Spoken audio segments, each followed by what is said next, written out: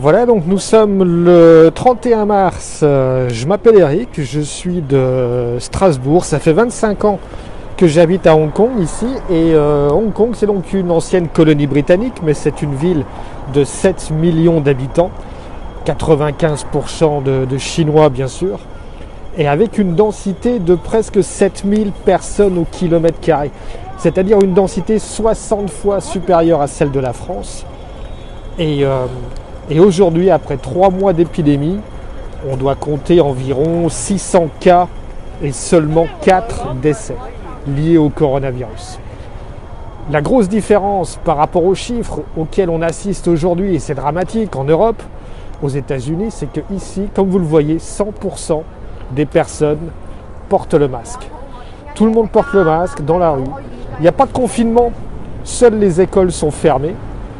Mais par contre, les magasins sont ouverts, les restaurants sont ouverts, le shopping, les centres commerciaux sont ouverts. Et comme on le voit, c'est une activité quasiment normale, sauf avec le fait que tout le monde porte le masque.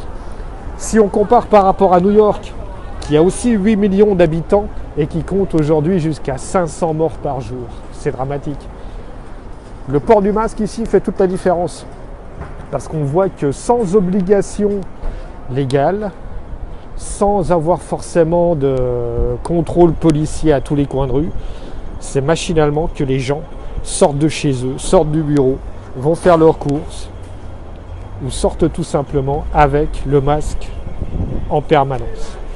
L'Alsace, qui n'a qu'à 1 800 000 habitants, soit une population de 220 habitants au kilomètre carré, ce qui encore une fois est quasiment 40 fois inférieur à la densité que l'on a ici. On compte aujourd'hui presque 500 morts à la fin du mois de mars.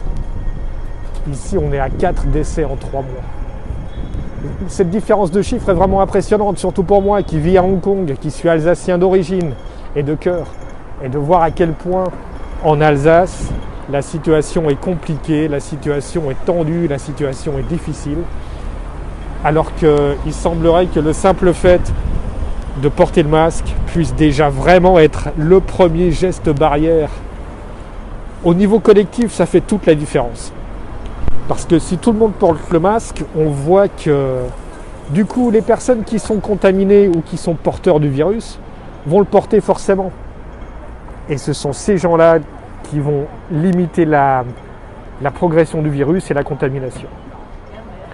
Voilà, je vous laisse encore quelques images tout simplement je suis en bas de mon bureau, au coin de la rue, c'est un petit quartier tout à fait normal qui n'a